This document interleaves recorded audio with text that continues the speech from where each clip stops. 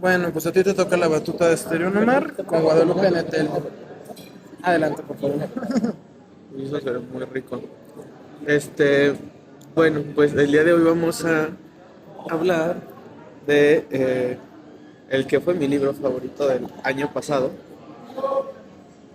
este, y de una escritora mexicana, creo que es de Guadalajara, este, pues muy joven, pero ya muy premiada, es la más premiada, no es cierto. O sea, sí ha recibido un buen de... ¿No es de aquí de la Ciudad de México? No estoy seguro. O Está al sea, final por eso dije, está al final de la creo. PUC que les mandé. Está al final, sí. Porque describe la Roma, ¿no? Y Fue alumna de nuestra Es verdad, facultad. sí, de la Ciudad de México. Sí, estudió letras hispánicas, pero el posgrado lo estudió en el extranjero, en París, En París. por, y en esas escenas parisinas. Y creo que actualmente dirige la revista de la universidad, en la UNAM, es la editora. Este, tiene un problema, no sé cómo decirlo, tiene una enfermedad en los ojos, entonces desde muy joven le hicieron mucho bullying porque se hacía viscos y esas cosas. Y entonces como ella la forma que encontró como de darle salida a eso fue escribir historias donde los compañeritos que le hacían mal terminaban muy mal. Entonces su maestra se enteró y le pide que lea uno de los cuentos y a los compañeros curiosamente les gusta mucho cómo escribe y entonces le piden que escriba más cuentos de ellos como protagonistas y demás. Este, y así es como le dejan de hacer bullying y ella encuentra una forma de darle salida, ¿no? De hecho tiene un ensayo que se llama Este cuerpo que habito que habla como esta cuestión de la enfermedad, el tema de la corporalidad, de su situación, como usted.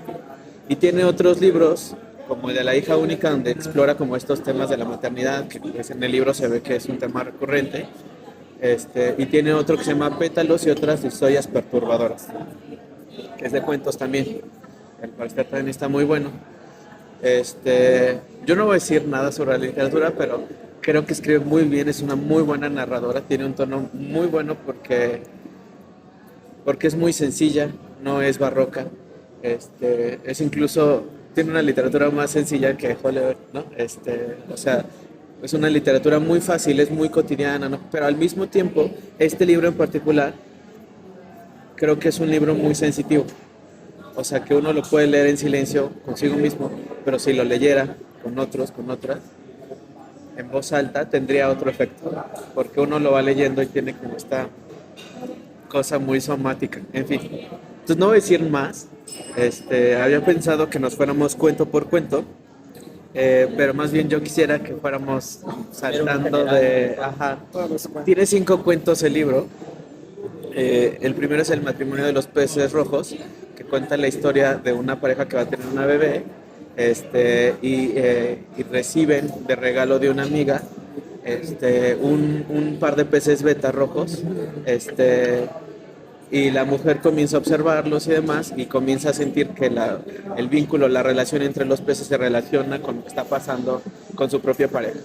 Después está La guerra de los basureros, que es un niño que sus padres se separan, lo recibe la tía, que es muy privilegiada y comienza a dar cuenta como de ciertas diferencias y entonces se infesta la casa de cucarachas y toda la familia se compromete con erradicar la plaga, que además está muy a tono con el tema de las chinches y en fin, está buenísimo. Ataque de las chinches en Seúl. Que además en una entrevista ella dice que ella lo escribe en España porque se da cuenta que su departamento estaba viviendo en España y se da cuenta que su departamento tiene cucarachas y después se da cuenta que la ciudad es la que tiene cucarachas, bueno, la colonia y la ciudad en general y que son pues criaturas que están ahí, ¿no? Y entonces lo comienza a escribir pensando en la lucha de clases. Por eso se llama Guerra de los Basureros. Después está Felina, que es una chica que está terminando su tesis, es historiadora. Está terminando su tesis y quiere hacer un posgrado en Estados Unidos y al mismo tiempo cuenta de cómo recibe a un par de gatos, una gata y un gato en su casa, los adopta, los cuida y son como sus mejores inquilines. Y cuando se entera que recibió una beca en Princeton, su gata se embaraza y ella también. Y ahí está como el nudo de la historia, la decisión que va a tomar respecto a eso. Y Hongos, que es la historia de una violinista que se va a Copenhague y conoce a un músico francés y se enamoran, tienen una relación y regresan, siguen estando muy enamorados los dos y después de un tiempo y de varios encuentros se dan cuenta que tienen hongos los dos. Y entonces ella decide quedarse con los hongos porque es su único vínculo con la Val. Y la última, que es la serpiente de Beijing, que es mi menos favorita, debo admitirlo, que es la historia del padre del narrador, que es un chico, que cuenta la historia de cómo su padre se va a China, que de ahí es, pues, aunque lo crían en Francia, y adopta una serpiente, y él y su mamá entran al cuarto que se había hecho y tiene un buen de cosas chinas, ¿no? Tiene Lai King y un buen de cosas. Bueno, el Lai King es central, ¿no? Y tiene la serpiente, ¿no? Entonces, mientras van explorando, pues se dan cuenta que tuvo una relación china y que hay una especie de relación entre la serpiente que tiene en su estudio este señor y la relación de esta mujer que se quedó en China, ¿no? Para hacerlo. Entonces, pues básicamente les quiero preguntar qué les pareció el libro, qué es lo que piensan y quiero que me digan cuál fue su historia o sus historias favoritas. ¿Quién quiere comenzar? Todos voltean a ver aquí. Vamos así para que Héctor, bro, tengamos o quieres. No, de aquí a allá. Ya eligió. Bueno, ya elegiste, bueno, ya. Ya elegí.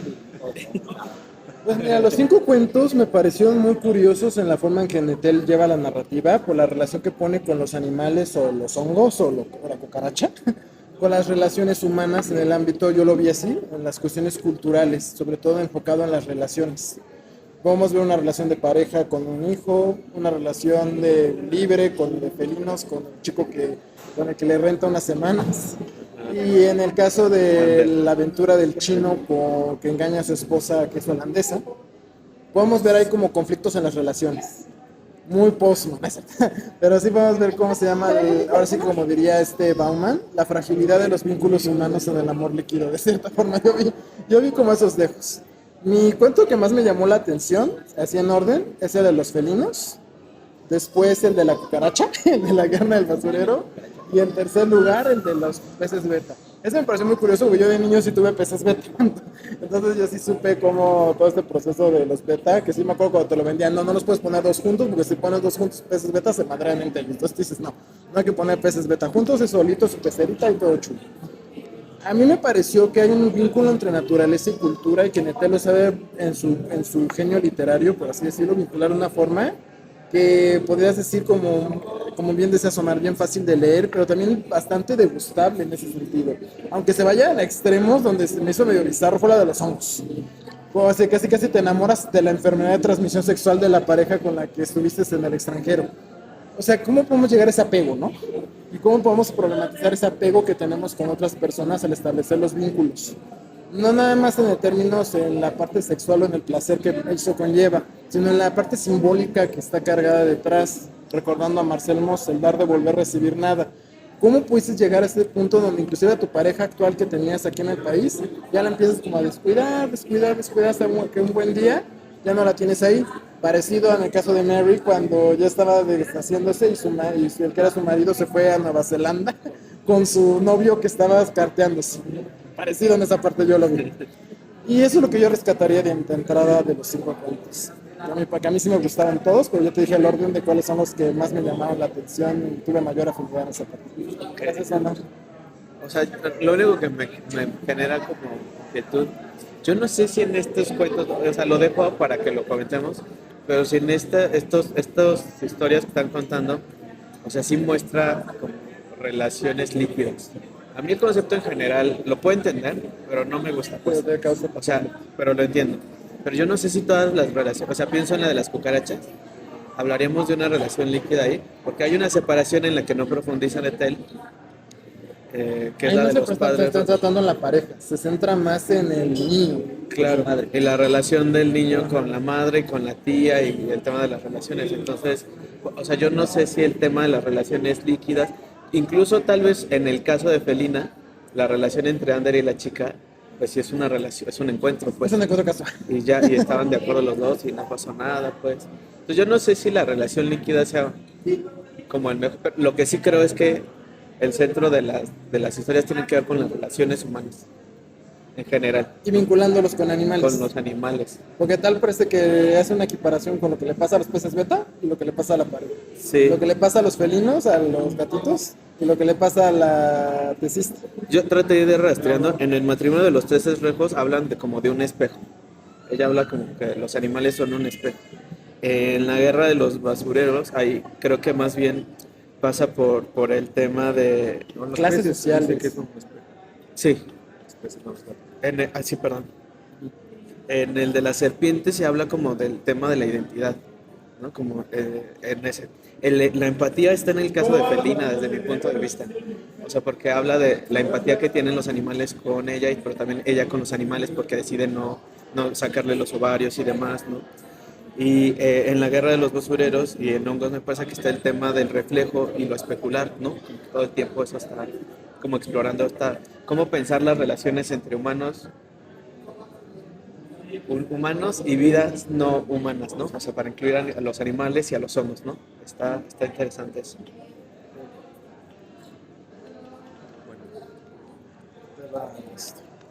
Yo sí quiero que me escuches. No, también porque hice mis anotaciones en Word y,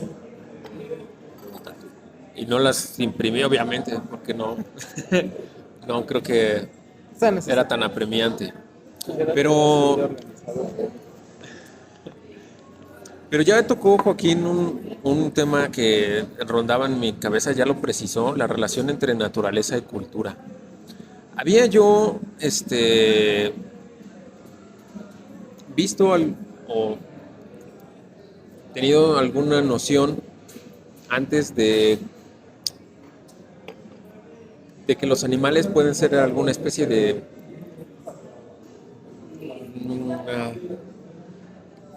tipo subcultura, o al revés, los humanos podríamos tener algo de similitud con el comportamiento animal.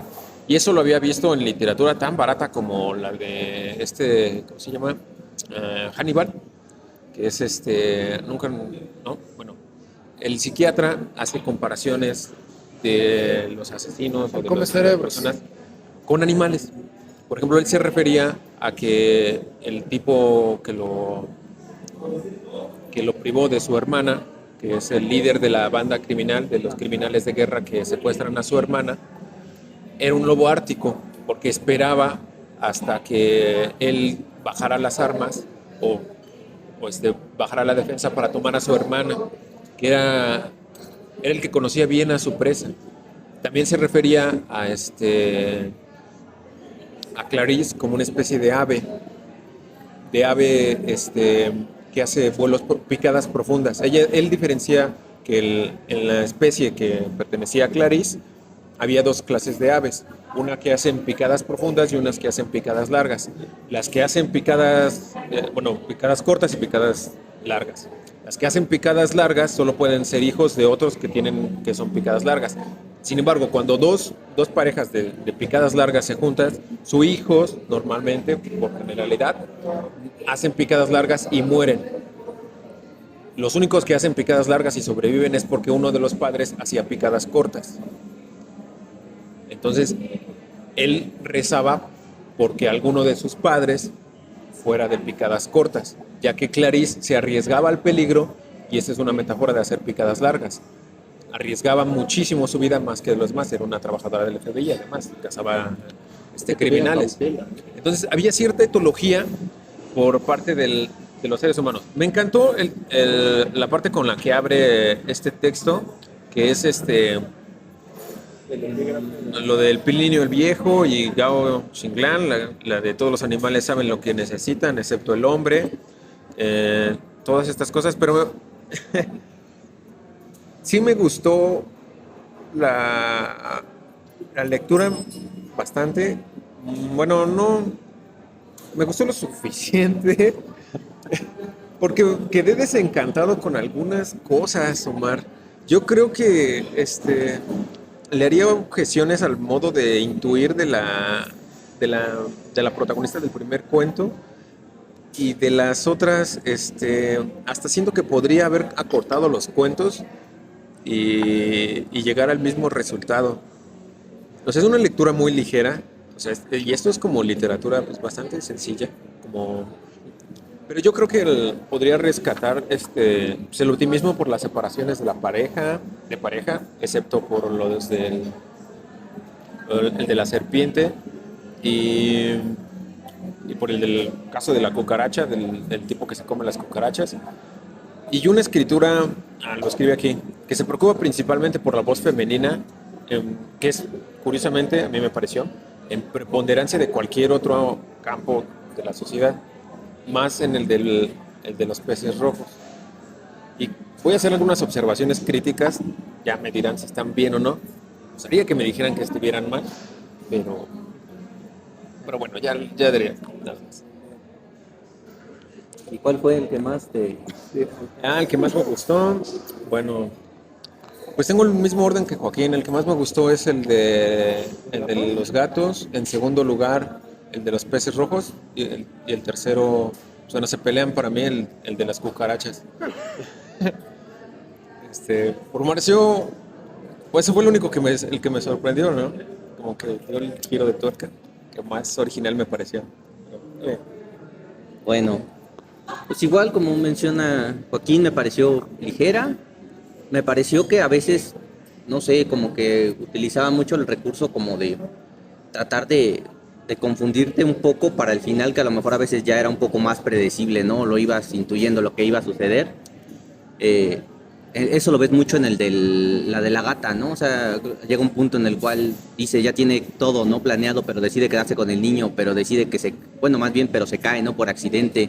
Eso me hizo pensar mucho en el cuento de Borges, cuando menciona él al guerrero Natura, en el Deutscher Requiem, ¿no? De que todo acto de que cometemos nosotros es por nosotros planeado, ¿no? Entonces ahí como que intenta desorientar, decir, no, no es cierto, no era planeado. Yo no me quise caer por las escaleras, pero no sé, me queda la espina nada más como para tratar de entretenerte, ¿no? Con el hilo de la narrativa, eso fue lo que yo más o menos vi. Añadiría otro elemento al que menciona Joaquín, sí es la relación de las personas, es la relación que tiene con los animales o con este lado animal del hombre, pero también añadiría la casa como algo presente constantemente o el hogar, porque de hecho se ve, ¿no? En el departamento se ve cómo lo compara constantemente con la pecera y ella es, ¿no? Como comparada también con el último pez beta, ¿no? Que se reduce su hogar de ser una amplia pecera a ser una pecera pequeña, o sea, vuelve a regresar a eso. En todos los elementos, en del niño cucaracha, me gusta dónde lo sitúan, ¿no? Porque él, exactamente, Un hogar bueno, un hogar fifí. él comprende que su hogar es entre la estufa y entre la servidumbre, justamente a un lado de la casa grande. O sea, ese pequeño hueco es su hogar. Y eso era lo que a mí me gustaba, el saber que el humano tiene como que la selección del hogar, pero el animal también tiende a hacer un nido o a regresar hacia una especie de hogar, ¿no? No sé, sin embargo en los pez beta no se veía eso, ellos no podían elegir el entorno, ¿no? En el cual se estaban desarrollando y pensaba en este ejemplo que ponía Foucault, ¿no? De que cómo normalizan alrededor, cómo normalizaba ella alrededor de su departamento todo lo que sucedía, no lo sé. Creo que es muy importante ese elemento, por lo menos a mí me llamó mucho la atención constantemente ese elemento del hogar.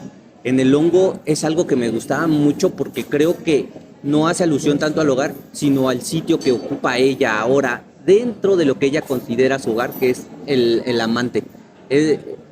A mí la de hongos me gustó mucho por esa conclusión tan Deutscher Requiem, ¿no? De que exista el infierno, que exista el cielo, aunque a nosotros los alemanes nos toque el infierno, que exista la otra persona, aunque a mí me toque habitar en él como un hongo, ¿no? Como algo que está ahí, que le irrita, sí, pero que también quiere, ¿no? O sea, ese es el elemento del hogar que yo creía que encontró ella.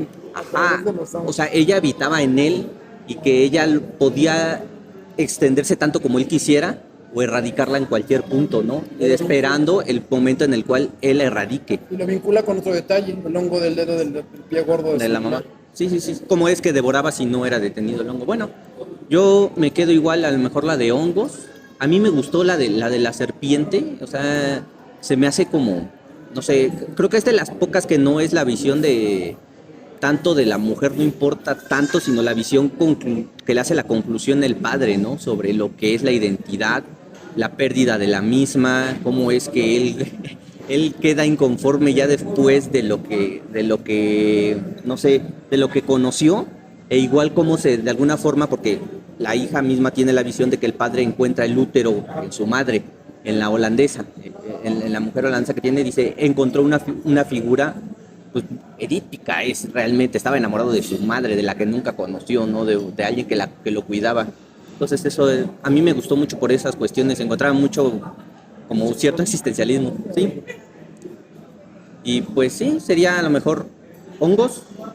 El de los peces también me gusta mucho por el conflicto, aunque sí es cierto que es muy marcada como como dicen aquí Néstor, que es la visión de la mujer. Y ese es el problema, virtud y problema, ¿no? O sea, porque hay cuestiones que ella misma comprende que son irracionales, como el pedir mandarinas, ¿no? Dice, es que yo las quiero. Cualquier esposo le tiene que cumplir a su esposa embarazada que quiere mandarinas, ¿no? Entonces como que quedaba así de, a lo mejor yo como soy hombre, mi mente irracional es así como que, ¿por qué no lo expresaste, no? O sea, no es tan complicado expresarlo. ¿Por qué quedas con tus sentimientos de odio hacia él, no? No sé, hay cuestiones que te hacen, pero digo, pensé mucho a lo mejor en lo que decía Bukowski, me interesa conocer mujeres porque ellas no las comprendo cómo piensan, a los hombres sí, por eso a lo mejor lo disfruté un poquito más en esa medida, dije, bueno, comprendo un poco más ahora es cómo es que piensan, ¿no? A lo mejor el sexo femenino en comparación de lo que hubiera pensado yo, ¿no? Desde una visión más de hombre. ¿Vale? O sea, sí quiero decir que elegí este texto. O sea, al final sí decidí que fuera este porque o lo había pensado por Holleberg, que es que lo que necesitamos es, porque la mayor parte de la literatura que solemos leer es una literatura masculina y la literatura escrita por mujeres pues claramente tiene otra forma de elaborarse, de abordarse, ¿no? Y este año que he estado leyendo pura literatura de mujeres latinoamericana, pues me doy cuenta que el tono es otro, o sea, se pone el acento en otro. Solo para señalar ahí, cuando Cristina Rivera Garza, ya se los he contado, recibió el premio por El Invencible Verano de Liliana, el tipo que le entregó el premio, casi le exigió, le recriminó que le faltaba la voz del asesino de su hermano. Y entonces lo que ella decía es que lo que hace falta ahora es una literatura que ponga en el centro otras voces que no han sido escuchadas, ¿no? Porque él se puso a dar una lista de libros de asesinos seriales. Y entonces, pues sí, eso ya lo hemos leído, tú mismo acabas de dar una lista. Pero entonces, ¿dónde están las voces? ¿Y qué podemos entender de eso, no? Pero bueno, solo esa aclaración de por qué. ¿Por qué no te...? Sí. Le estuve dando muchas vueltas, o sea, no tengo nada resuelto. Lo primero en que pensé es un libro de un zoólogo que se llama Desmond Morris, que tiene un libro que se llama El mono desnudo. Y en el mono, es un libro viejito ya. En el libro viejito lo comienza diciendo, bueno, yo soy zoólogo y los zoólogos estudiamos a los animales y se nos ha olvidado que el ser humano también es un animal. Entonces él trata de estudiar a los animales humanos como eso, como animales, ¿no? Entonces, pues traté de pensar cuál era esta relación entre los animales o la vida no humana y los seres humanos, ¿no? Porque algunas personas, unas plumas un poco, no sé si adelantados o no, pero hablan ahora del giro animal. Lo cual es problemático, porque aunque, por ejemplo, en filosofía hay al menos como 3 volúmenes de una serie de libros que se llama Los filósofos y los animales, en donde están tratando de pensar cómo los filósofos han pensado la cuestión animal. Y todo el tema de la bioética tiene que ver con pensar nuestra relación con la vida en general, ¿no? En particular, si pensamos en los animales, pues eso, cuál es nuestra relación con los animales y cuál sería una relación ética con los animales. Si podemos tener una relación ética con los animales, o toda acción que llevemos a cabo siempre va a ser en beneficio de los seres humanos, ¿no? Porque el giro animal sería desplazar la mirada para pensar pues si no cómo piensan los animales, al menos cómo pensamos a los animales con dignidad, ¿no? Desde ahí. Entonces estoy pensando en eso. ¿Es posible pensar desde la óptica del animal? ¿O los animales son el gran otro? O sea, los animales representarán como esa gran otredad.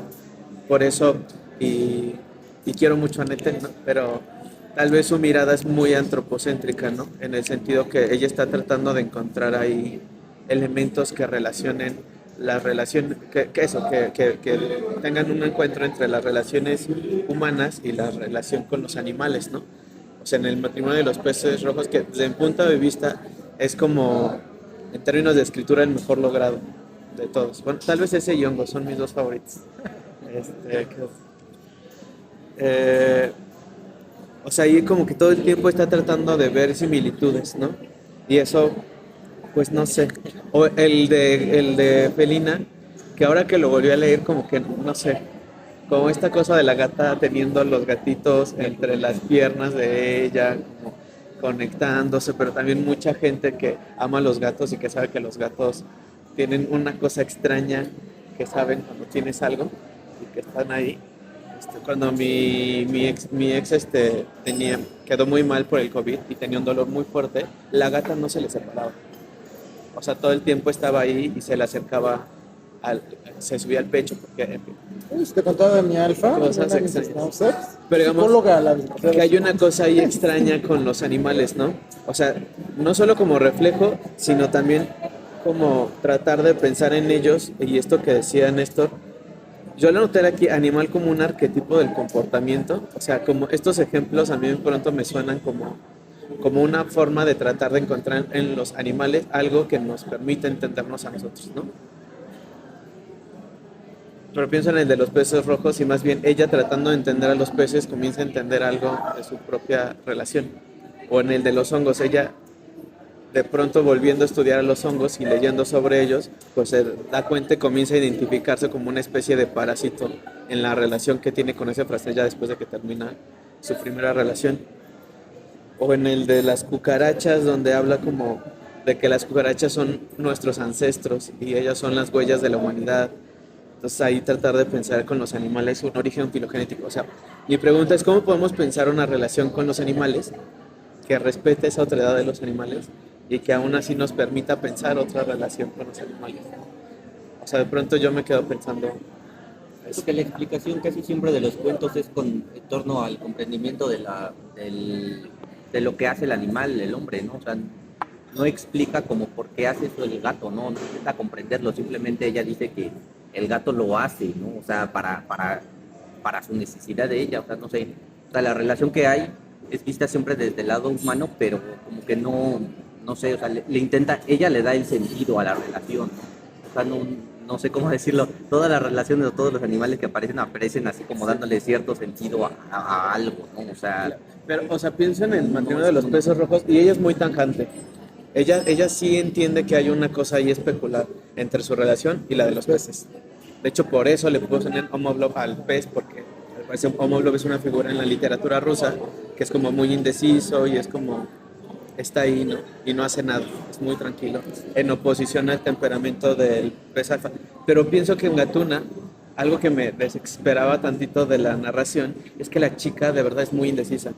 O sea, como ella no dice como sí fue un acto fallido, lo que tuve aquí fue un acto fallido porque en el fondo sí quiero irme a Estados Unidos. Como que todo el tiempo es indecisa, y al final que se vayan los gatos y que ella dice, ellos sí saben tomar decisiones.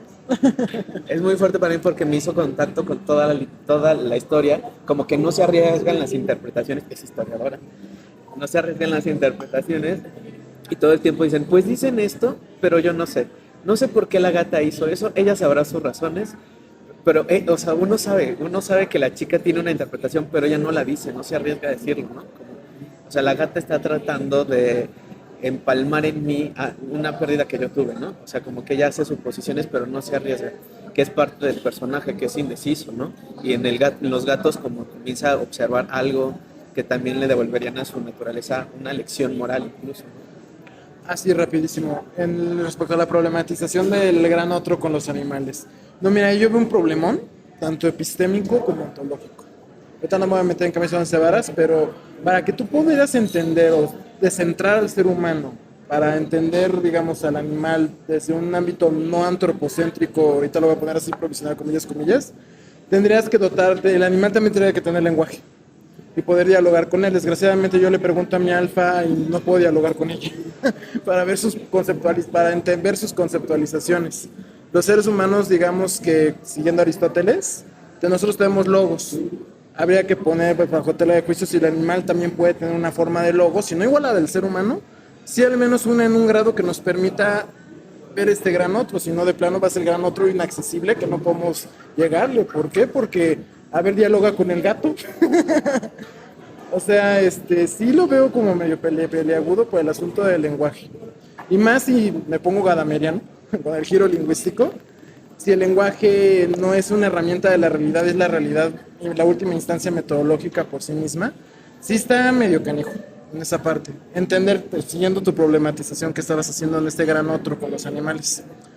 Ahora, Nettel, digo, también perdónala, es una literata, no es filósofa en stricto sensu, y pongamos que esa relación que pone con los animales puede ser un recurso literario que ella utiliza para poder expresar su obra artística, para expresar lo conflictivas que son las relaciones humanas, y los animales me parece que aquí juegan como el pretexto, el recurso retórico, artístico que utiliza para llegarle a eso. Digo, no sé si Nettel, si te oyera diciendo es que eres antropocéntrica, ella qué diría al respecto. Si utilizó la intencionalidad filosófica, si estaba problematizando eso, o no, simplemente es un recurso literario que uso para expresar el conflicto entre los seres, las relaciones humanosas, punto. No sé. Eso es a mí lo que me llevó a detonar esta parte, porque el problema que tú dices entre la relación humano y lenguaje es un temor. O sea, debo de admitir que debo leer más para entenderlo, pero sé que el lenguaje es la zancadilla que podría estar ahí problemática para poder descentrarnos y entender cómo conceptualiza el animal el mundo y poderle dar un estatuto ontológico de igualdad con el ser humano, de valorarlo igual que un ser humano. No, bueno, eso es todo ya un tema, no. Ahora sí, ¿Puedo comentar algo antes de que digan esto? O sea, solo decir, si vamos a centrar las posibilidades éticas en el lenguaje, eso aún es más problemático de un punto de vista. O sea, solo pensando en el conflicto de Valladolid, o sea, de la inconmensurabilidad de los lenguajes y de la intersubjetividad, más bien está en el centro ahí, las formas de intersubjetividad. Por eso el tema de la otredad, no tratando de absorber la otredad, sino entendiendo a la otredad, como una diferencia, incluso radical. Por eso decía, los animales tal vez son la diferencia radical, porque no es como que el otro no me puede entender con el otro, sino que entiendo que hay una barrera con el otro, incluso que puede ser lingüística, ¿no? Entonces yo solo digo, no sé si el lenguaje sea, o sea, me genera problemas. O sea, ¿qué ética podemos construir si la montamos sobre eso? Pero no sé en qué pensar. Yo me preguntaba lo mismo respecto al comentario de Joaquín, y una vez escuché de un libro que se llamaba o trataba el tema de la sociología de los árboles. Decía, ahí había un misterio, según el biólogo, el estudiado en estas plantas, que decía, a mí me causaba mucha curiosidad cómo los árboles invaden todo, pero cuando se encuentran con otro árbol, ceden. O sea, siempre respetan el espacio del otro. Y no sé cómo se comunican para que se respeten el espacio entre ellos. Eso le llama una sociología de los árboles. Eso quiere decir que de alguna manera se comunican entre ellos porque conocen el espacio del otro y no lo invaden, pero no sabemos cómo, ¿no? Entonces, la idea de logos, que es muy antigua en Aristóteles... No, o sea, son los hongos los que cumplen una función para... los hongos. Para que, en los árboles, o sea, como los hongos cumplen una función para establecer ciertas formas de comunicación entre los árboles. Ahí está. Entonces hay una comunicación, eso yo no lo sabía. El buen imagino que el que estudiaba esto de la sociología sí lo sabía, solo que provocaba con la pregunta, ¿no?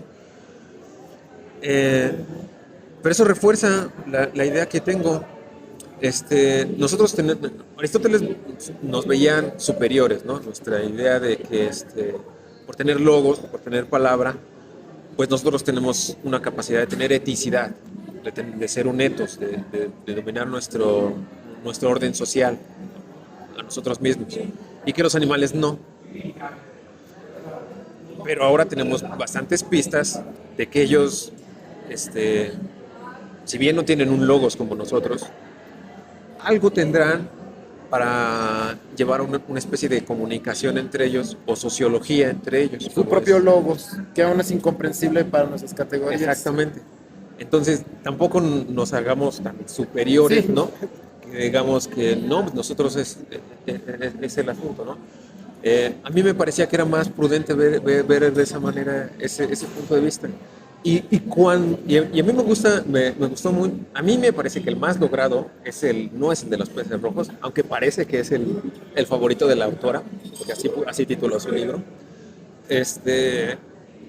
A mí me parece que el más logrado es el de los gatos, porque es autoconclusivo, acaba, no se engaña, la chica se mantiene en su personaje, las consecuencias son previsibles y disfrutas muy bien el personaje como es. Y cuando ella, en el final, por así decirlo, en el punchline del cuento, que ella se le parte un poquito el corazón cuando dice, ay, que es que los gatos sí deciden, y ella se fue, y aún así, yo lo escribí de esa manera, que dice que incluso para los que son huraños, para los que se deslizan sin decisión por la vida, les duele el apego, porque terminan apegándose, y alguien más pues, decide irse y les duele el apego, aunque no estaban tan apegados ellos, terminan apegándose. Pues la ironía de los que creen que pueden ir deslizándose sin por nada, igual les duele el apego, ¿no? Entonces, pues yo creo que ella está jugando en una noción muy sencilla y muy ligera con la idea de Plinio el Viejo. Los animales sí deciden, porque ellos tienen un fin teológico y nosotros no. Por alguna razón, parece que el ser humano tiene la capacidad de trastocar su fin natural. Tenemos la capacidad de autodestruirnos cambiando nuestro ambiente. Los animales no, los virus no, los virus no sé, son cosas extrañas. Pero en general parece que los animales, el reino animal, el reino de las plantas, logra una especie de equilibrio. No sé, equilibrio es una palabra que ya no se usa en ecología, pero convivencia con el entorno. El ser humano parece no tener parece trastocarlo. Entonces, la tragedia es que el gato no se va a engañar a sí mismo y va a tomar una decisión. Y ella no, porque va a seguir indecisa toda su vida, como es el ser humano. Entonces está bonito. Estamos indeterminados. Que nosotros podemos comandar nuestro propio destino, pero también ahí radica nuestra tragedia. Entonces, Nos hace vulnerables también. Exactamente, por eso me gustó. Bueno, a mí me gustó esa parte. Bueno, ya, híjole, el de los peces rojos, sí me agradó bastante. Me encantó, o sea, estuvo bien bonito. Yo pensé que esto es un cuento de época, ya voy a poder disasociarme de la realidad. Y ver cómo este matrimonio arregla o se destruye, pero no trataba de eso el cuento. La historia era la voz femenina, la voz femenina sobre lo demás. Ella imprime su identidad, su propia situación en la pez rojo que está ahí. Y además, muy acomodadamente o casualmente, los peces rojos representan los estados de su relación. Al principio se pelean, no se entienden muy bien, parecían que estaban muy bien entre los dos, pero se atacan entre ambos. Igual que ella se distanciaba con su esposo. A la pez le salen rayas porque le sale estrés. Ella está angustiada, estaba en estrés. Ellos se separan, parecía que estaban bien, parecía que todo iba a salir bien. Los peces se quedan tranquilos mientras ellos habían peleado con el nuevo bebé. Pero ¿qué resulta? De un momento a otro el macho mata a la hembra, el matrimonio se había acabado. Solo se queda una especie de promesa falsa que dicen, y nos mentimos, nos dijimos un montón de mentiras amables para decir que nos íbamos a llevar bien cuando ambos sabemos que esto ya se había terminado. Y es comprar al oblomo, al otro macho que también se muere, ¿no? La falsa promesa que se muere. Pero las conclusiones a las que llega me parecen, si bien le dan una voz femenina, me parece que adolecen un poco no sé, bueno, quizás se rescata con que ella, precisamente ella no quería ser objetiva, ella quería dar su voz, y entonces yo creo que ahí se le respeta muy bien. Pero también se siente como autoengaño, o por lo menos se siente como muy sesgada. Hay muchos sesgos en la forma en la que hace. Ella dice, y la cito, toda mi solidaridad, por supuesto, la tenía ella. Y lo dice cuando está la pez en estrés. Los peces son quizás los únicos animales domésticos que no hacen ruido. Pero estos me enseñaron que los gritos también pueden ser silenciosos. Cierro cita. Y yo escribí, una hembra empatizando con otra hembra de otra especie. ¿Los animales tienen ética? Y yo me preguntaba, ¿no? Parecía. Yo que ahorita estoy o repasé con la filosofía de la ilustración, nos decía el profesor, Rousseau se preocupaba, dicen, por conseguir la realización moral y ética del ser humano, o sea, en otras palabras, por el problema de si el ser humano puede darse un orden a propósito de su naturaleza consciente, no de su naturaleza animal. Entonces ya lo estaba separando otra vez, ¿no? Tal orden solo se alcanzaría por un humano libre, o sea, un ser consciente, concibiendo de este modo a la libertad como un acto consciente, o sea, no físico, es decir, no sensible y sin apetitos, pero tampoco una razón instrumental. Rousseau se refería a una razón práctica. Ella parece que se preocupa por una ética de la libertad consciente y racional. Bueno, ella no parece que se preocupe por una ética libre, consciente y racional. Ella empatiza con un dolor que ambas hembras parecen padecer. Pero eso es ética, yo me preguntaba. Antes, ella se retenía a sí misma por saber las facetas oscuras de los seres, de los animales, cuando estudia el comportamiento agresivo del pez. En ese sentido, ¿qué posición tomaría la misma empatía hembra? O sea, ¿qué posición tomaría esta misma empatía que ella imprime en esa hembra si llegara a descubrir que las hembras en promedio abandonan a los machos no combativos ni competitivos? Que la poligamia favorece a la especie. ¿Qué pasaría con esa empatía si llegara a descubrir que en las parejas humanas, como en los otros animales, las hembras en promedio podrían agredir, no físicamente, más veces en un día que un varón? Entonces, ella ya no, se le caen las pretensiones de una ética racional y consciente para todos. O sea, ella ya no se preocupa por una ética, ella se preocupa por su voz, pero para dar una ética tiene que, bueno, ese es mi punto de vista, tendría que callar o por lo menos liberarse del sesgo de la voz femenina para dar una empatía universal. Ese es más o menos Sí, el porque la asunto. ética universalista Es para todos, es para todos. O sea, ella está dando su voz. Ella está diciendo, es que sí, claro, ¿cómo la maltratan? Pues le dice, pues que ese es el comportamiento animal. Y los animales y los humanos también lo tenemos. No podemos basar nuestra ética en negar nuestra parte animal, sino trascender un poco, en la medida de lo posible, nuestra condición animal para darle una ética general y universal. Entonces, a mí me parecía que se sienten sesgos constantes, no malos, pero sí sesgos de la autora, que al menos, si bien lo da como pues una expresión de voz femenina, pues no advierte de que podría caer en eso, un sesgo, que no podría ser después llevado a una ética. Y eso lo critiqué. Ya, lo siento. No voy a defender a Lupita, pero yo pensaría que hay una diferencia entre una racionalidad práctica y una racionalidad instrumental. O al menos en el caso de Adorno hay tres tipos de racionalidad: crítica, instrumental y práctica. Y que la práctica justo tiene como finalidad la comprensión o generar horizontes de comprensión y de diálogo. Eso yo lo dije en mi tesis de licenciatura. Aquí está el experto. Porque una razón instrumental justo es la razón de la ilustración, que pretende generar Dominar, un control sobre algo. control sobre las cosas, y siempre ese control además mi positivismo tengo control. siempre trata como de buscar en la ética como formas universales de comportamiento.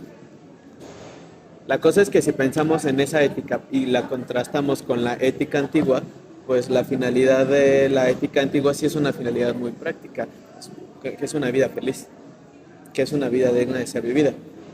La Y vida eso, buena. y eso, digamos, nos tendría que plantear a que lo que entendemos que es la ética tendría que repensarse en esta vida, porque fue esa racionalidad instrumental la que nos llevó al colapso ambiental. Y si eso lo colocamos por ahí, la interrogación a Guadalupe Nettel sobre una mirada antropológica, en el fondo tiene que ver con mirar ciertos sesgos también, ¿no? O tratar incluso de cómo desplazamos la mirada para pensar lo animal. Yo creo que ella da un paso, ¿no? Voy a decir por qué.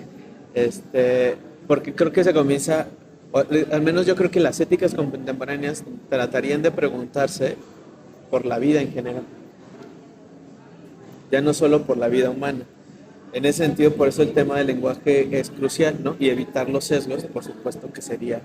Pero yo no pensaría racionalmente es una ética, yo pensaría más bien como lo pensaría Spinoza, tratando de pensar en temas muy concretos, los encuentros específicos entre cuerpos y las composiciones que eso genera. Tomando solo como ejemplo el caso de los peces rojos, lo que ella dice es que antes de embarazarse, la relación entre el marido y ella, pues se la llevan relativamente bien. Pero dice que es a partir de la llegada primero del embarazo y luego de la llegada de la niña, como que todo se desorganiza, ¿no? Como que ella, además eso se cruza con que ya no la quieren aceptar en el trabajo y se siente frustrada, ¿no? Y uno tendría que pensar tal vez el sesgo por ahí. Yo curiosamente escuché algunos podcasts y había muchas mujeres y a muchas les gustaba ese. Y yo decía, Y de los Una peces. visión de los la peces. marina. Desde los peces también, en cierto punto me desesperó un poco porque el marido era el que le decía, ¿no? Al pez macho, ¿no? Vamos, ella va a ceder, solo tienes que mostrarte, ¿no? O esa es como que su obligación porque la hembra oponía, ¿no? A la reproducción, a lo mejor.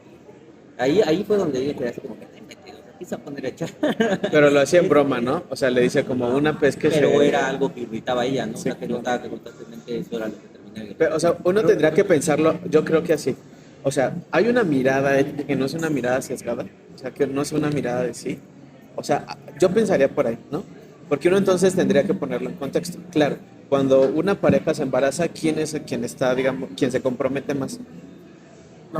Pues la mujer, porque además la mujer no solamente va a tener unos ataques hormonales terribles, porque digamos el cuerpo se descontrola, el parto, o sea, uno lo piensa ahí, ella tiene una vida profesional y tuvo que dejarla para poder ser madre.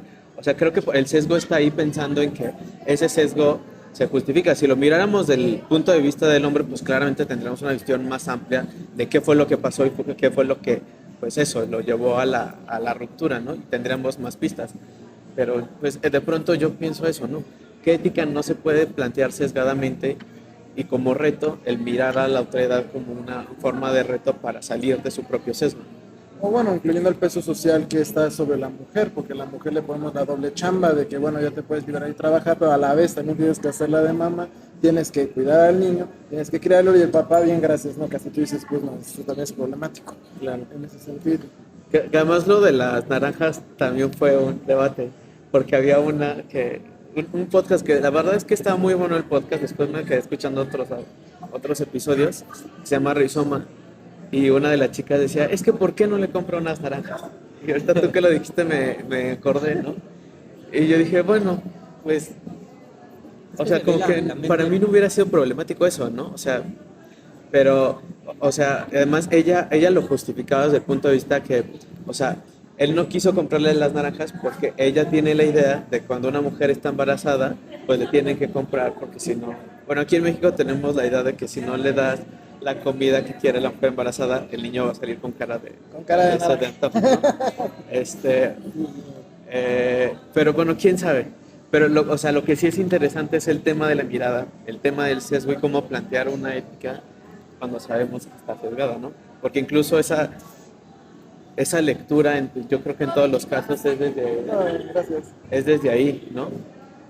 O sea, también la del niño cucaracha es, o sea, esta cosa, la forma en que termina el cuento, ¿no? De que se queda dormido así sollozando y que su única compañera fue una cucaracha huérfana, como él. Trataba de, o sea, parece que la autora le da voz a los personajes cuando ellos se miran en los animales, cuando ellos se miran en el comportamiento de su entorno. Porque además no les dan nombre. O sea, en ninguna de las historias Sí, los, no. los narradores y las narradoras tienen nombre. Sí, también es otro asunto. Como en la novela de Yoko Ogawa, de que la protagonista no tenía nombre. Todos los demás podían tener algún nombre, hasta la criada de servicio, a la persona que trabajaba con la familia de la tía rica, tenía nombre, todos tenían sus nombres, excepto el niño, excepto el matrimonio. De Shimaru, el doctor, ¿no? Que lo investigué y parece que es una autoridad nada más, es un título como de doctor, maestro, no, ni siquiera es un nombre. Entonces, queda, Claro. queda para los que sepan de la interpretación psicoanalítica del asunto. Sí. Pero, pues, no, curiosidad. Yo creo que no les ponen nombre porque se hace innecesario. O sea, no tiene nada, es una voz que tienes que escuchar. Si le das un nombre a la voz, lo encasillas en un lugar que no tiene ninguna salida, ningún lugar. Pero no sé, o sea, cuando antes de que llegaras, yo les platicaba, ¿no sintieron que esta lectura era como un capítulo de esposas desesperadas o algo así? No sé, esa serie que nunca he visto, pero yo en mis prejuicios pienso que es así. Por el asunto de la mujer de los hongos. O sea, no me gustó mucho ese cuento porque ¿O lo bizarro? me pareció que estaba romantizando una infidelidad y una ganancia de una enfermedad venérea. Pues estaba embelleciendo una, su propia infidelidad y se preocupaba mucho muy poco, por la indecencia de su propio acto o de la traición. Ella decía, no le quiero decir a mi esposo porque no lo quiero lastimar, lo sigo queriendo, pero no le quiero decir. No Y lo su quiero madre- tanto como al músico, pero no lo ¿verdad? quiero tanto como ajá, exactamente. Pero ya cometió una traición.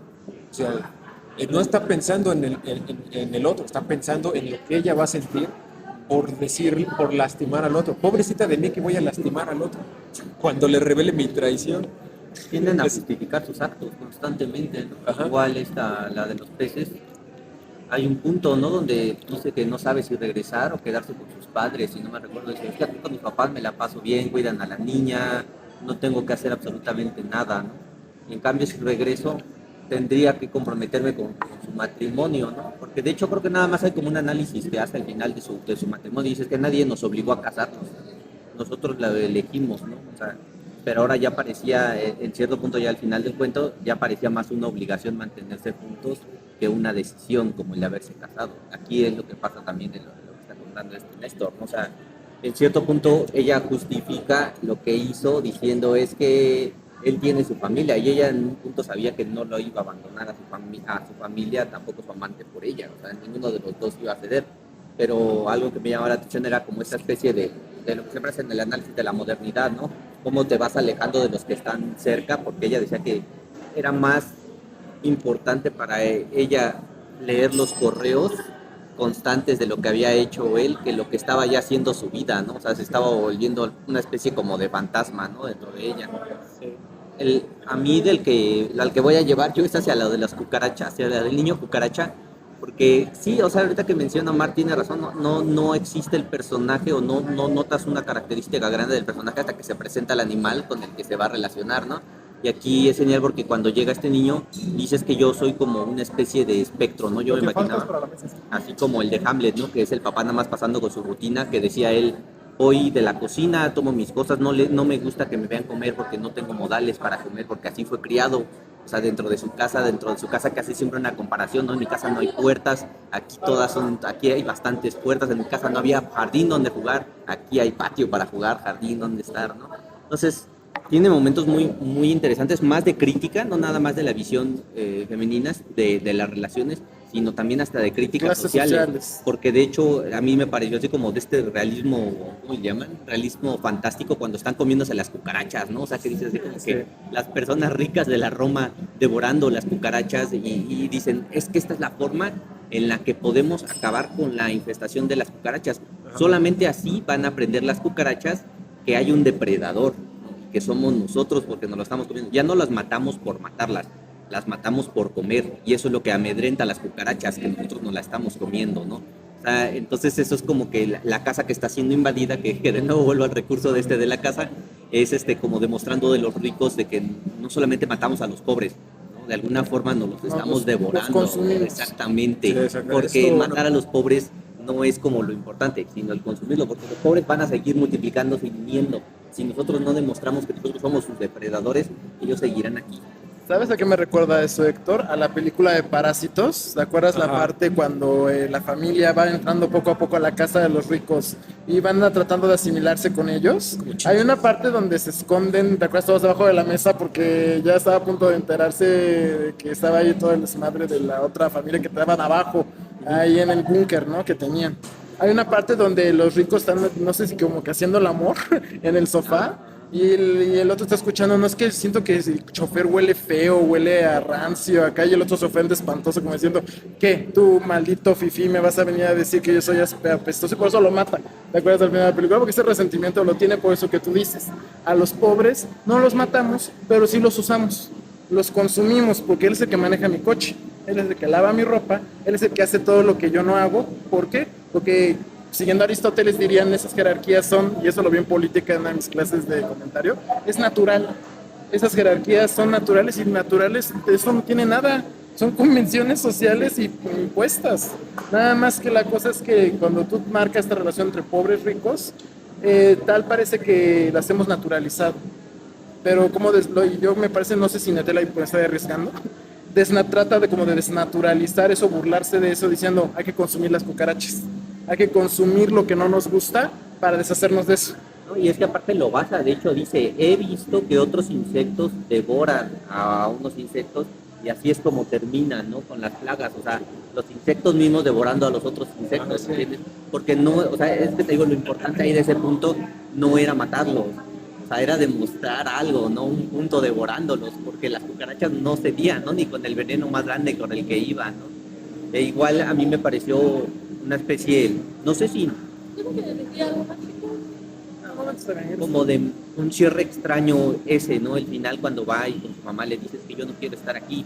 O sea, hay una comprensión de que ahora pertenece a otra clase social y hay una aceptación constante de él hacia esa clase social, ¿no? Hasta como que ya en cierto punto fue asimilado porque dice él, la como con ellos, ¿no? Y ahora ya me siento en la mesa y ahora ya soy parte de la familia y llega la mamá como para recordarle que es una cucaracha más, ¿no? O sea, que él está dentro de la otra clase, ¿no? Y él llora, ¿no? Y le dice, es que mamá, llévame de aquí, no me gusta estar con ellos, no quiero estar con ellos, o sea, te doy, ¿qué es lo que puedo hacer por ti, no? O sea, como que de alguna forma aferrarse, ¿no? Hacia lo que conocía. O sea, si bien hay una aceptación de su entorno, del niño, sí, no sé, o sea, si bien el niño parece aceptar que está ahí ahora y que ahora pertenece a esa clase social, todavía sigue habiendo como una negativa interna, ¿no? Que se revela con las lágrimas que le da hacia la mamá, ¿no? O sea, si el niño ya estaba ahí conforme según él, ¿por qué va y por qué le ruega a la mamá que lo saque de la casa? además son las trabajadoras domésticas las que cocinan las cucarachas. Porque la mamá no está de acuerdo. Y vive con ella. Entre el cuarto de ellas y la casa grande de ellas. Sí, me pareció el más interesante de todos. No es mi favorito porque me dan asco que se coman las cucarachas. Digo, no sé por qué no me dan asco comer chapulines, pero las cucarachas sí.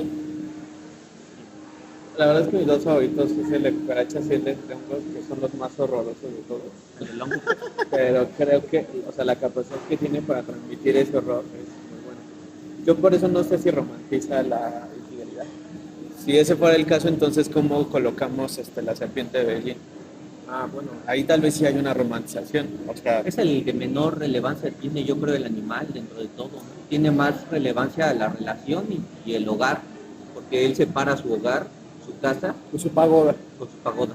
sí, como que el animal solo sirve como para parte de su proceso de duelo. Ajá, o sea, como O sea, que en esta es mi realidad- identidad francesa, cierto, pero arriba está lo que acabo de descubrir, ¿no? Claro. Como que lo que realmente soy, que es chino, ¿no? Sí, pero más bien como mi punto es, si entonces decimos que se está romantizando y se busca justificar, o sea, yo creo que todos, si hacemos una pendejada, lo tratamos de justificar. O sea, creo que cuando uno lee literatura, uno tiene que entrar como a este ejercicio, sí de criticar, porque es criticable, pero tratar de entender también la arquitectura como moral que lo lleva a eso, ¿no? Y por supuesto, pues es reprobable que ella no le haya dicho nada, ¿no? Lo que me parece que es más obscuro del cuento es la personalidad misma de la chica que prefiere quedarse con este parásito y asumir la identidad de un parásito. Ah, eso es lo más... Eso es lo más fuerte. Por eso yo no sé si lo romantiza. Creo que incluso hay una crítica a esas relaciones enfermizas que, o sea, que además saben su situación y no salen de ahí porque ya es el único lugar en el que se sienten como... Entonces lo entendí mal y estaba tratando de provocar cierta aversión a las relaciones tóxicas. Yo tengo más bien esa sensación, o sea, que la idea del parásito sirve como para censar cómo ella se asume así. Como la enfermedad venérea de él. Que además es muy fuerte porque uno diría, bueno, si te das cuenta de eso, ¿por qué no sales de ahí?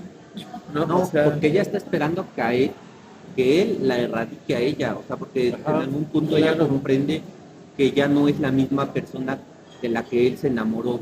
O sea, ella dice, ya no tengo la personalidad que tenía antes, ¿no? O sea, cuando la deja el marido, asume ella una personalidad distinta, dice que hasta sus problemas le va y le narra, o sea, problemas que no traían, como que de alguna forma en esta relación de los dos no había problemas cuando eran amantes. O sea, se platicaban las cosas y bien lo dice ella, nunca de problemas de ellos, sino de la pareja, lo que les hacía sentir, cómo los molestaba, pero no había problemas entre ellos. O sea, como que de alguna forma los dos eran un escape uno del otro. Sí. Cuando ella es abandonada y ella piensa refugiarse en él, es cuando ella se vuelve un problema para él y ella se vuelve su enfermedad venérea de él. Entonces ella no espera como de alguna forma, al concebirse como lo que es, no espera ella separarse, porque el hongo no espera separarse del huésped, quiere adherirse y estar en el huésped. Lo que ella espera es que el huésped la erradique a ella y dice, en algún punto él se va a cansar de mí y me va a erradicar. O sea, ahí ya de alguna forma yo ya me deslindo de mi responsabilidad de amorosa, o no sé cómo lo ven esta responsabilidad. Tú me tienes que terminar a mí. O sea, yo ya no lo voy a hacer. Así de sencillo, ¿no? Tú hazlo, está muy picante. O sea, tal vez el fondo de las narraciones está en el tema de la indecisión.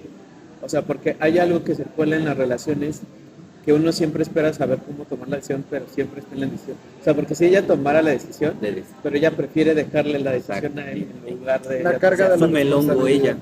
No, además hay otra parte que hay que conectar. El principio que dice la mamá, ves que la mamá decía, trataba de deshacerse del hongo, y nomás no podía, dice que intentó cuanto remedio podía, dice que un buen día, el hongo ya, con un remedio ahí medio chafita, dice, se quitó.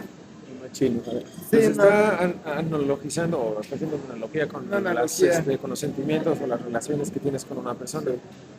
También dice... Porque tal parece que entre más quieres quitarte el hongo, más persiste, es como cuando rompes con la pareja. Más está bueno, si lo quieres olvidar, más está ahí. El amor con las enfermedades venéreas. Eso está chido. Pero dice, como pasa con los hongos, los sentimientos simbióticos se definen con la palabra amor, ¿no? Entonces, está diciendo que una relación simbiótica se está confundiendo y lo llamamos amor, que básicamente es toxicidad, ¿no? Bueno, está bueno. De hecho, hasta se plasma en el primero, en el de los peces, algo que a mí me pareció haber visto por lo menos ahí, que es complicado mediar eso del amor por la visión que tenía esta chica. Yo pensaba que es extraño en ese sentido la visión del amor, porque son dos conflictos distintos, ¿no? De cómo perciben el amor las dos personas y tratar de conciliar un punto entre ellos, ¿no? O sea, era lo que decía, por ejemplo, en este caso de las naranjas, ¿no? O sea, ella percibía que eso era la forma en la que él tenía que darle el amor porque ella estaba embarazada y él era más práctico, ¿no? En el punto de decirle, no tenemos dinero como para estar despilfarrando en naranjas, ¿no? O sea, ahí es algo que viene así como de problematizar que el amor... Pero después se las compra. Ajá, entonces, pero después de que ella se desquitara previamente, ¿no? Como que en silencio tomándose su jugo y pagando la cuenta de la mancomunada, ¿no? Entonces es así como que es eso, creo, en el amor, ¿no? También son dos visiones distintas. También denuncia sesgos masculinos, o sea, las bromas del hombre eran sesgos masculinos, o sea, pero no hay un entendimiento, o sea, entre los dos, o sea, Sí, Por de- eso se por eso desarrolló. al final dice que a nadie se le hacía raro que se separaran, como que todo el mundo ya sabía que era, Una o sea, relación que era fallida. una relación fallida, ¿no? Que Ajá. por eso su reflexión al final de, o sea, nosotros decidimos hacerlo porque fue, A la amiga que le regaló los beta ya sabía que iban a tronar. yo tengo esa sospecha ahora que lo leí, que yo creo que esa amiga que, porque además dice que en algún momento se burlan de ella y de su estrafalaria forma de ser, o sea, que es como muy exótica, así, Ah, y ya. que tal vez ella sabía algo y los peces fueron la forma que encontró la amiga como de Decirles que ya iban a tronar. Se sentían incómodos y toda la... Bueno, no sé si hay alguna otra cosa de los cuentos que les llame la atención, que quieran contar. Pues me parece que tocamos buenos puntos, tanto filosóficos como literarios, respecto a las lecturas en el tema. Pues si ya Y ya nadie, habíamos leído a otra autora. algo que, Sí. claro, o sea, más bien era con Oliver, o sea, Ah, ya. porque incluso también en el de cuentos de terror tú elegiste el de, Ah, es una autora, no recuerdo. sí, Carreño, algo así. Sí, sobre el nahual. Por los nahuales. o sea, sí, no más bien fue como frente a eso, fue como, Ah, sí. O de las Eso, lecturas no, no, femeninas, como tú dices, la Nancy, por ejemplo, ahorita me acordaba que decías Omar respecto a la visión femenina de una escritora frente a un escritor. Ahorita me acordé porque también lo leí en mis clases de historia. A Chimamanda Adichie leímos una novela de ella, que es la escritora africana, la que escribió, la que hizo la charla de la película La Historia Única. Nosotros en mi clase de historia leí una que llamamos el comentario de textos, leímos una que se llama Algo alrededor de tu cuello, que habla sobre cómo se dio este encuentro entre las civilizaciones europeas con las civilizaciones del África subsahariana y cómo se van complejizando estas otredades en el proceso de colonización.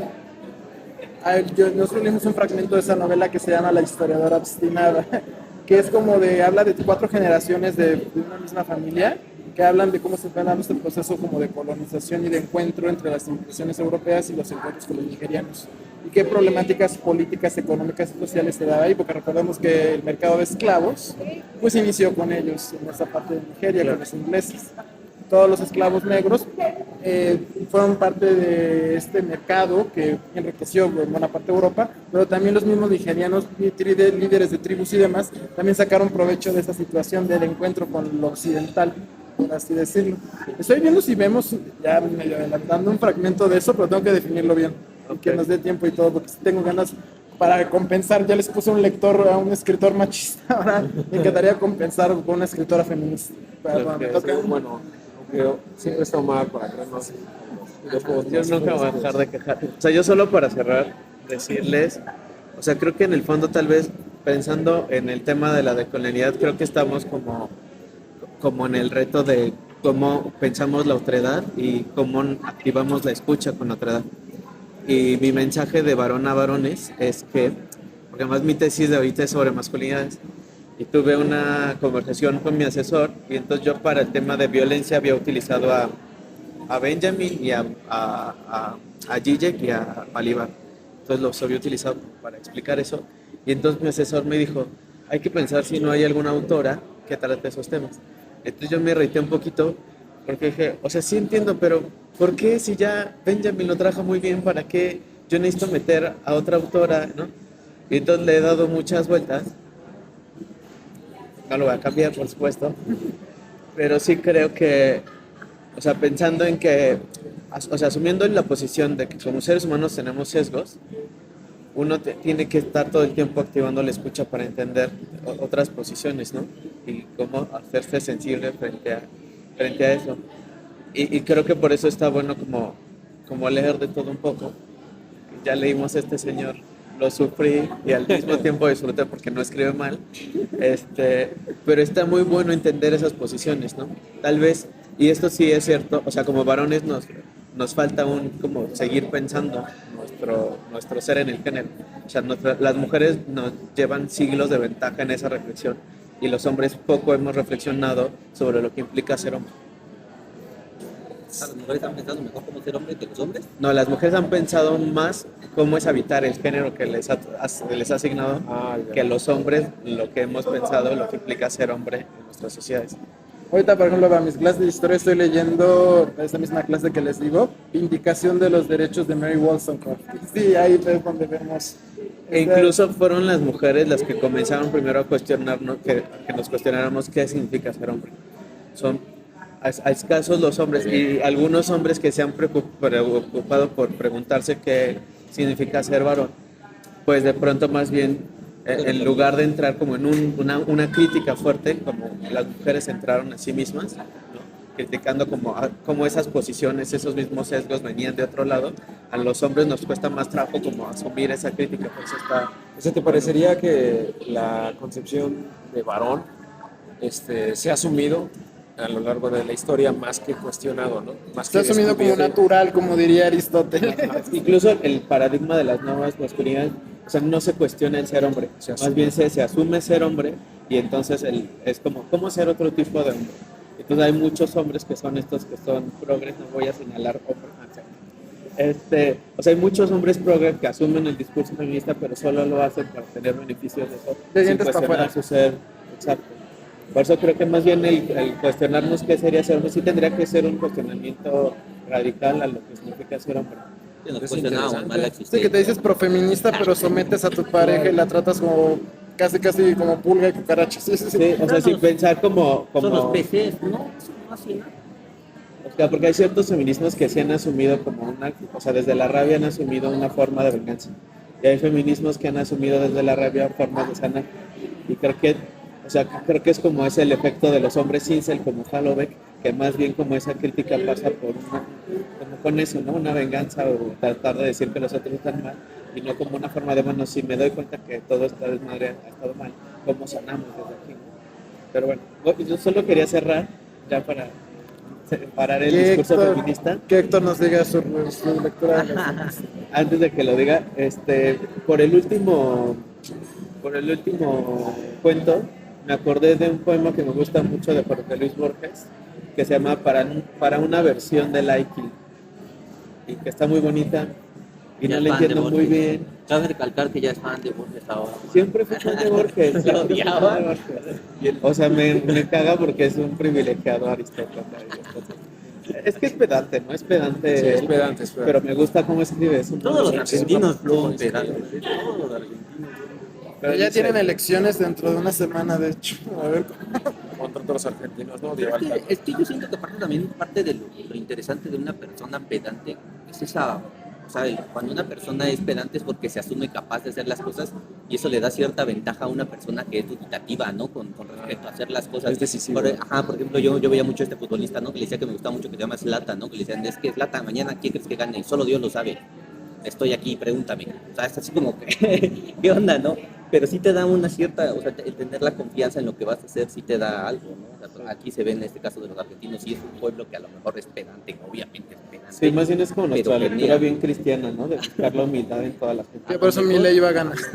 Sí, quizá. O sea, te dota de Se algo, los voy a leer y ya dejo la palabra aquí. pero con acento argentino. No, no va a ser. Se llama Para una versión de Lightning. Dice: el porvenir es tan irrevocable como el rígido ayer. No hay una cosa que no sea una letra silenciosa de la eterna escritura indescifrable cuyo libro es el tiempo. Quien se aleja de su casa ya ha vuelto. Nuestra vida es la senda futura y recorrida. El rigor ha tejido la madeja. No te arredres, la esgástula es oscura. La firme es tramas de incesante hierro, pero en algún recodo de tu encierro puede haber un descuido, una hendidura. El camino es fatal como la flecha, pero en las grietas está Dios que acecha. Pásalo. Por WhatsApp. Vale. Pues ya le Ahora dejo la bien, palabra. le toca la batuta de Yo nada más cerraba con la pregunta ahí de esto de los cuentos, si es tan real esta posibilidad de que el hombre es el que elige su entorno, porque yo lo que pensaba aquí era de que los animales no podían elegir su entorno, ¿no? Pero la reflexión que me quedaba a lo mejor quizás de Felina era que sí, ¿no? O sea, que sí pueden elegir, porque yo veía mucho lo de los peces, ¿no? Dije, es que ellos no podían elegir en el entorno en el que eran embebidos, exactamente. Pero había una reflexión que hacía torpe a lo mejor que yo noté nada más, así de rápido, que era, no intentaban suicidarse los peces, no intentaban salir del entorno en el cual eran metidos, ¿no? Ya eran de un entorno pequeño a un entorno amplio, ¿no? Entonces pareciera que sí había como una elección del entorno donde se desarrollaban los animales y esa era la que yo veía, o sea, si en el hombre realmente existe una elección del entorno, o sea, porque por lo menos en apariencia diría que sí, ¿no? O sea, en el departamento, en la casa que habitan, pero no siempre. O sea, también está el niño este en el cual fue obligado a meterse a un entorno extraño y completamente contrario a lo que era suyo, el orden, en lugar del caos, ¿no? E igual los animales son llevados hacia ese entorno o ellos lo eligen. O sea, ahí ya me queda como que con esa similitud, ¿no? De qué es lo, cómo elegimos nuestros lugares y cómo los eligen los animales, ¿no? O sea, y si hay una elección realmente o no hay una elección entre las dos, hay una adaptación hacia el entorno nada más. La parte del niño cucaracha que lo que uno que hace es cerrar las cortinas, Exacto. en la oscuridad, No, no llamar la atención porque no es afín a ese entorno, no lo comprendo. sí, lo del espacio yo no lo había, o sea, no lo había registrado, pero sí hay un tema del territorio, el espacio, Reclamo. Parece más circunstancial. Sí. Hay una... Pero está bueno para Sí, claro. Hay una participación de Héctor que me resonó en la cabeza cuando decía que le dio asco tocarle la mano a un tipo que se masturbaba en la calle después de una advertencia que le habían hecho sobre él, sobre ese comportamiento. Y que él decía, parecía que la moral era instintiva. Decía, o sea, que lo hice como por instinto y yo no sabía. Y entonces yo me cuestionaba qué relación hay entre la ética y la naturaleza, como había dicho, bueno, él dijo cultura, ¿no? Cultura y naturaleza, pero yo me preguntaba entre la ética y la naturaleza. Yo creo que hay bastante similitud. ¿De qué nos serviría una ética que no nos ayudara para sobrevivir, ¿no? Entonces, si alguien quita la mano de alguien que tiene un comportamiento indecente, también tiene una razón evolutiva, ¿no? Por ejemplo, que te vaya a contagiar de algo, entonces te proteges y naturalmente la decencia involucra el respeto al espacio personal y el respeto al espacio personal es compatible con una ventaja de protección contra la inmunidad de enfermedades. Entonces, parece que hay cierta eticidad en nuestro comportamiento animal. En eso, en eso también radica evaluar cuáles son nuestros sesgos. Por eso las mujeres dicen, sí, queremos respeto, esas cosas, pero también escogen también quieren machos alfa, quieren tipos que estén muy altos, que sean proveedores, esas cosas, y quieren esta parte. Entonces, No está peleado. hay ¿no? sesgos, hay sesgos que debemos incluir en nuestra ética, ¿no? Sí. No sé, y otros que no, obviamente, o muchos que no. Yo rescato, en todo caso considerarlo. en todo caso, considerarlos. Por ejemplo, los más importantes, y creo que eso lo toca muy bien en tu cuento, o tu lectura, es la falacia De Nettel. naturalista. De Nettel. Es la falacia naturalista, que es la famosa de partir una conclusión de que algo debe ser por cómo es. O sea, que quiere decir del ser al deber ser, que es porque porque naciste varón, te toca salir a proveer y te toca a salir a pelear con otros varones. Esa es una falacia naturalista, que porque naciste varón, debes pelear con otros varones por el territorio y por mujeres. Y otra falacia naturaleza es porque naciste mujer, debes quedarte en casa y ser la cuidadora del hogar y que tu vientre sea cámara de bebé. Aristóteles ya lo decía en política. Esa es una falacia de naturaleza y eso lo toca muy bien el cuento de Nettel, porque ella se siente como en inconformidad constante, la de los peces rojos. Es que ¿por qué tengo que ser madre? Es que ¿por qué no funciona esto? ¿Por qué esto? ¿No? O sea, no puedes escoger mi destino. Parece casi que lo quiere gritar, pero no lo pone explícitamente. Yo no iba a decir nada sobre el feminismo, pero hay un tema en Locke que, bueno, ilustrado y todo, que dice que todos somos iguales, pero en algún apartado, ¿qué se le da así? ¿Este John Locke? Ajá. Dice algo así como, pues sí, todos somos iguales, somos mujeres, pero solo por comodidad las mujeres deben de quedarse a cuidar la casa, porque que lo mismo pasa en Aristóteles. Él utiliza el argumento de por naturaleza son las cosas para entonces explicar la desigualdad de los hombres contra las mujeres, porque las mujeres forman parte de la economía de la casa y también tienen que ser administradas. Sí, su falacia de naturaleza es la del esclavo. Él dice, El el esclavo esclavo es- es por naturaleza. Ay, la mujer también es débil, que es una falacia que cometió él. Bueno, ya. Héctor, ¿tu propuesta para el 28 de octubre sería? O si no, pues... Uy, el mero día que voy a estar con Sakuritas y todo, ¿no? Es el 28, ¿no? De San Judas. No sé. Cae sábado, según yo, es de este sábado 8. Ajá. ¿Sabes? A ver, Este sábado es 21. la y luego pro- Ni Iztapalapa y no presta atención. a lo de San Juditas, Tadeo. Nah, sí se ve en el centro cómo pasan con sus monitos, ¿no? Y con monos más grandes que ellos todavía ahí cargándolos en el frente. Yo vi los memes, pero no veo nada. Adelante. Bueno, la propuesta va a ser de Jacob von Gutten y el libro se llama Robert Walser. Me lo estaba leyendo mi papá fregando constantemente con que fuera ese. Yo iba a ponerle el sentido de la vida de Monty Python, pero dije, bueno, vamos a ver. Y me lo leyó y me atrapó un tipo que estudió para hacer ¿cómo le llaman a esto? Lo que es de Batman, el Alfred, es mayordomo. Pero está extraño porque, o sea, en el prólogo te dice, aquí lo que se enseña es la sumisión constante, ¿no? O sea, como que estar sometido a lo que te ordenen que hagas, pero él se mete con la mentalidad de querer ser rico. Estudiando ser mayordomo, cosa que yo veo como contradictorio, ¿no? Es decir, como a través de la servidumbre, en la cual te enseñan todo el tiempo a estar sometido a lo que te pidan, puedes tú añorar ser rico, ¿no? No lo sé. Ahí está lo que decía, ¿no? Lo de la dialéctica del esclavo, ¿no? Se oye interesante, a ver qué tanto le podemos avanzar. Lo vi, no está muy grande, la verdad es que sí se ve pequeño. Espero si tienen algún problema de tiempo, lo prolongamos una semana, una cuestión así para que puedan cumplir todos con esa. Sería pues, todo. A ver qué tanto le avanzamos. Causa tanto misterio para mí como para ustedes el leerlo, a ver qué tan amigable o no es este autor. Y que no haya quejas. Están todos. ¿Recomendaciones alguien tiene?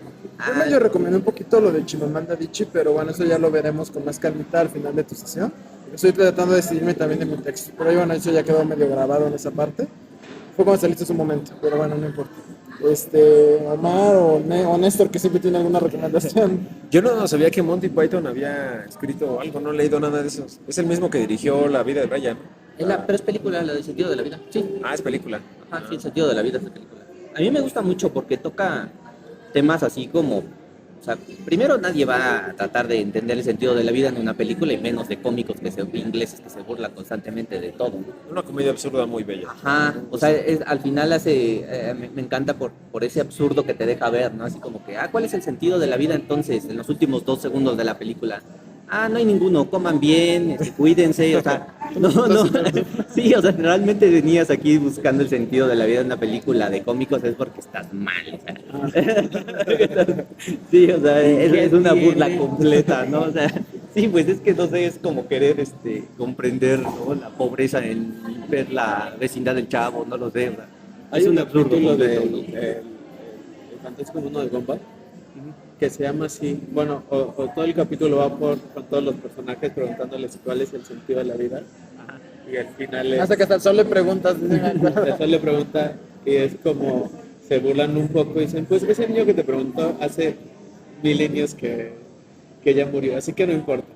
Entonces echan una cancioncita al final sobre sí, pero ya, ahí sí también lo cantan, recuerdo. en esa también cantan. Y está padre, también hay una parte donde se sientan porque exploran como que muchas cosas, ¿no? Y Puede ser que la única respuesta es una canción. Sí, cantan que constantemente. la broma es ahí para también, ustedes, ¿no? Le dice las planetas sí, y sí, sí. explotan. No, hay una parte también que está padre porque según empiezan a explorar como en la filosofía, ¿no? Y se sienta un matrimonio como si fuera a un restaurante de lujo, ¿no? Y piden su menú, le dice, este es su menú de conversación. Y ya les dejan de filósofos, ¿no? Y le dice, ay, no recuerdo a quién tratan de, no sé, Foucault. Dice, Foucault, sí, empieza con F. Hay una canción de Michael Jackson, ¿no? Que está con F.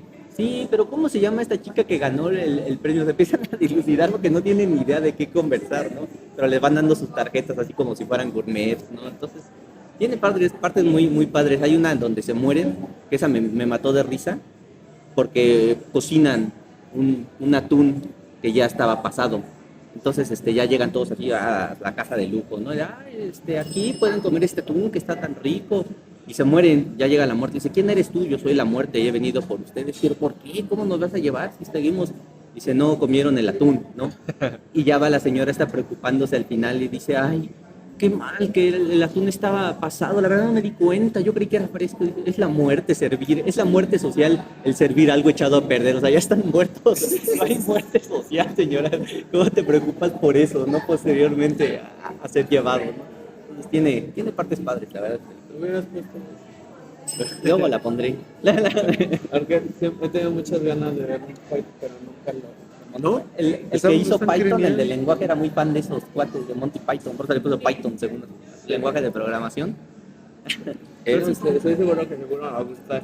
En Netflix está La vida de Brian. Esa la he querido ver. Está muy buena. De hecho, también la quería poner, pero como es un clásico, parece Es de que la ya que todos la vieron. De la que se cita este cuate, el Johnny Depp, ¿no? ¿No ves que se escriben mensajes que le llegan, ¿no? De que hay que quemar a la bruja, ¿no? Una cuestión así. Sí, tiene, como es un humor inglés absurdo, también cae en la vulgaridad muy fuerte, pero pues está buena.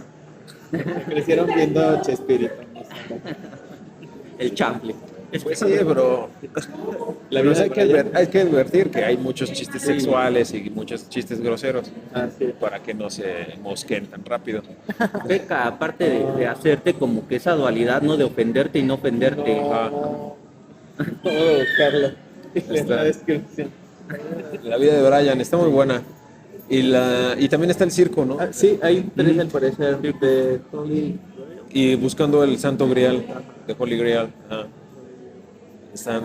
Bueno, a mí me Mi gusta favorita ha mucho. sido la de Sentido de la Vida. Esa sí la tengo pendiente. No la he visto por eso. Ajá, está chido. Disculpen por ser tan crítico, es que estoy muy mosqueado Eres ahorita. No, sí. No, porque eres Y estoy un poco mosqueado también Y no se nos olvide la foto al de los final, sesgos, ¿no? No. Esa fue una cuestión obsesiva compulsiva, ¿no? Supongo. Que no me gusta que se me olviden las cosas. Pero ya. Trato de mejorar, ¿no? Lo De digo ser más ándale. optimista. O sea, si no tuviéramos una dosis de crítica, Sí. No tendría mucho sentido. Sí, sería muy rosa el café. Pues Así aquí los escucho y digo, como, los hombres dicen esto. Sacas graba, ¿no? Ah, no, es lo que está notando así de. No se exhibe. ¿Saben qué estoy investigando? Querido A diario. ustedes, Y aquí cerraríamos entonces con el de Tres Abejas. Nos vemos con el autor que nos dijiste. Se lo va a mandar Nos al- mandas en PDF, por Sí, favor. Te lo sí. vamos a agradecer eternamente. Vale. Le mando por lo menos el Ese libro y ya el la grabación. Ya cierro. Bueno, ¿alguien tiene No, recomendación? yo ya no. Yo Yo Hunter sí, x yo Hunter. sí tengo. Todavía te falta. Este Héctor dice que vio Hunter x Hunter. Bueno, no sé, ¿lo quieres decir, no? Como recomendación. No nota de lo que recomiendan, pero ya que se acercan vacaciones. Voy a comenzar a tomar. Vale. No. Bueno, pues la mía esta era sencilla, lo único que he visto es que le decía a él que acabo de ver un anime que subieron ahí a Netflix que veía de niño que se llama Hunter x Hunter. Pues, le digo, es que ya tiene mucho que yo no veo anime, y me gustó mucho, o sea, tiene una problemática como de reglas, él decía que de cierto sentido moral y es cierto, está interesante, ahí si le quieres echar un ojo, porque ya ellos ya los inundé con comentarios, entonces igual si tienes tiempo, Mar, está interesante. Tiene muchas cuestiones, así como, y aparte creo que sí te gusta el anime, entonces igual, y sí te atrapa un poco, ¿no? Ahí para que ya después vengas disfrazado de esos personajes y todo. Tienen trajes muy estrafalarios y juegan mucho con la sexualidad. Están bastante buenos. Bueno, yo sí tengo dos recomendaciones fílmicas que vi en Netflix. Bueno, una en Netflix y otra en... Ah, sí, se llama así. El padre Nazón, que arrestaron. Ajá, exactamente. Quería recordar el nombre, ¿no? Lo anoté en una servilleta, pero ya perdí la servilleta. Que vi y me gustaron mucho. El primero, me parece que es del mismo director que hizo la de las tres muertes de Maricela Escobedo, pero tendría que confirmarlo. Igual lo puedo buscar aquí en el mundo del internet. El mundo real. Ajá. Parece que sí es el mismo. Pues es un documental sobre este líder sectario de esta iglesia en México, en Guadalajara, sobre la luz del mundo. Nazón, que fue el mismo que celebró su cumpleaños en Bellas Artes y celebró y parecía que tenía en la palma de la mano a muchos políticos. Pues Sergio Mayer. resulta que Primero diputado. en este documental retratan pues, toda la voz de las cinco mujeres que deciden alzar la voz, víctimas de este hombre de la iglesia de la luz del mundo. Y las cinco se hacen llamar Jane Doe, el mismo patrón que se usa en Estados Unidos para los desconocidos, John Doe, que es el mismo personaje en la de Seven, se llama John Doe, que puede ser cualquiera. John Doe y ellas se llaman Jane Doe. Deciden no revelar ni sus rostros ni sus nombres verdaderos por acoso debido a la voz que ellas exhiben contra pues como lo pinta el documental, pues terrible degenerado que esclaviza a las personas allí. Entonces, bueno, de manera, es una secta, para mí me parece que es una secta detestable y me gustó muchísimo porque pues es muy crudo, es muy fuerte de ver y pues también exhibe que lo peligroso que es no tener un criterio propio, ¿no? O que te lo quiten en una iglesia, en un entorno, que crezcas en un lugar en donde no haya libertad de cuestionar, no hay una libertad de resistencia, no hay una libertad de opinión, una libertad de contrariedad. Porque a mí me parecía que en la luz del mundo, como les enseñaban allí, todo estaba resuelto, todo era una bendición, todo estaba bien plasmado para llegar al reino de los cielos. Nazón era un dios, una especie de dios, y todo lo que él hacía, lo hacía para el bien de todos. Entonces, eso me parecía que exhibía muy bien lo peligroso que es pensar tan fanáticamente. Entonces, esa es una gran recomendación. Otra gran recomendación es que por fin ya empecé la serie de Chernobyl, que me decían que sí estaba muy buena y sí está muy buena. HBO, ¿no? HBO. Voy en el segundo capítulo, pero me está gustando muchísimo. Acompáñalo con la lectura de Svetlana Alexievich, de las voces de Chernobyl, Por eso le dieron el Nobel. porque habla de su investigación de las víctimas del desastre. Hay que leer un día. amigo?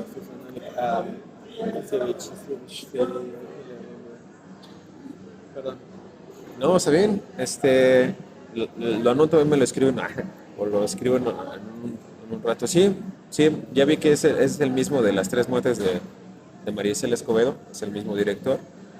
Y pues esa recomendación, pero en la de Chernobyl, pues sí está muy bueno. Lo aterrador que es la radiación nuclear, el accidente que quedó en Chernobyl, pues demuestra lo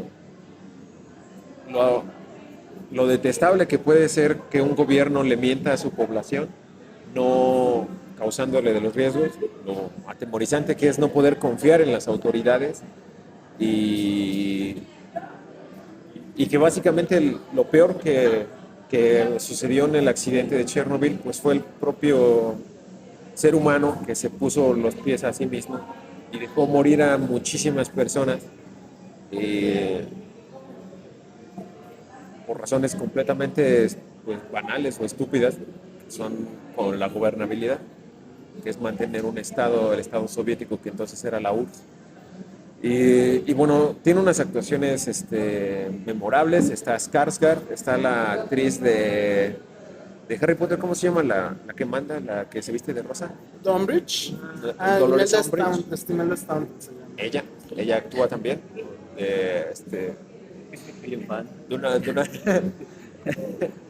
De una manera muy, muy buena. Y también está el chico del perfume, el de ¿De la Patrick película. Swayze?